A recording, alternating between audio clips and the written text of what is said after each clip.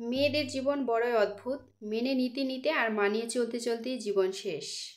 সবাই বলে মেয়েদের নিজের কোনো বাড়ি হয় না, কিন্তু সত্যি কথা হলো তাদের ছাড়া কোনো বাড়িই সম্পূর্ণ হয় না।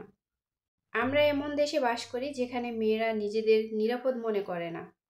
একটু রাত হলে একা চলতে পারে না, নিজের মনের মতো করে কাপড় চোপড় পরতে পারে না, কোনো ছেলে বন্ধুর সাথে রাস্তায় দাঁড়িয়ে কথা বলতে পারে না।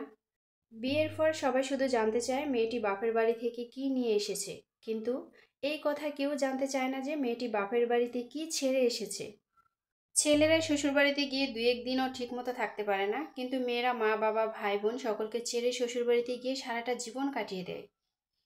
পরের ছেলে যখন নিজের মেয়ের কথা শোনে তখন গর্বে মায়ের বুকটা ভরে যায়, কিন্তু নিজের ছেলে যখন বউয়ের কথা শোনে তখন তার সহ্য হয় না, তখন ছেলে অমানুষ, এটা সেটা বিভিন্ন কিছু। মেয়েদের জীবনটা হলো একটা মোমবাতির মতো, অপরকে আলোকিত করতে গিয়ে নিজে জ্বলে পুড়ে শেষ হয়ে যায়, তবুও সেই ব্যথা কেউ বোঝে না। মেয়েরা খুব ভালো অভিনয় করতে পারে। কিসের অভিনয় জানেন? হাজার কষ্টের মাঝেও হাসি মুখে থাকার অভিনয়। মেয়েরা যাকে ভালোবাসে তাকে মন খুলে তার কষ্টের কথা না বলতে পারলেও সহ্য করে নিতে পারে। মেয়েদের জীবনটা হলো ঠিক করে বসো, ঠিক করে ঘুমাও, ঠিক করে চলো। লোকে কি বলবে, সমাজ কি বলবে, পাশের মানুষ কি বলবে, এগুলো শুনতে শুনতেই কেটে যায়। মেয়েদের বাড়ি থেকে দেখাশোনা করে বিয়ে দেওয়ার পর যদি সংসার ভেঙে যায়, কি করবি বল, তোর ভাগ্যই খারাপ। আর নিজের পছন্দ মতো বিয়ে করার পর সংসার ভেঙে গেলে তখন সবাই বলে যে বেশি বুঝেছ না, এবার ঠিকই হয়েছে। এটাই হলো সমাজ। মেয়েরা সব সময় দুটি জিনিস সবার কাছ থেকে লুকিয়ে রাখে, একটা হলো নিজের ইচ্ছে, আরেকটা হলো নিজের কষ্ট। এই দুইটা জিনিস সব সময় লুকিয়ে রাখে। সবার কাছে যখন মেয়েটি থাকে তখন থাকে সে রাজকন্যা, আর যখন শ্বশুর বাড়িতে আসে তখন সে হয়ে যায় চাকরানী। বাবার বাড়িতে যে মেয়েটি কখনো কোনো কাজ করেনি সেই মেয়েটি শ্বশুর বাড়িতে এসে সবাইকে রান্না করে খাওয়ায়। পার্থক্য শুধু একটাই, আগে একটু কষ্ট পেলে মায়ের কোলে কান্না করতো, আর এখন কষ্ট পেলে নীরবে কাঁদে। মেয়েদের জীবনটা এমনই হয়, যে বেশি সুখের আশা করে তার তত বেশি কষ্ট হয়। মেয়েরা বিয়ের পরে বউ হয় না, তারা হয় শ্বশুরবাড়িতে সবার প্রয়োজনের মেশিন। মেয়েদের জীবনটা এমনই হয়, একদল অচেনা মানুষকে নিয়ে মাঝখান থেকে নতুন জীবন শুরু করতে হয়।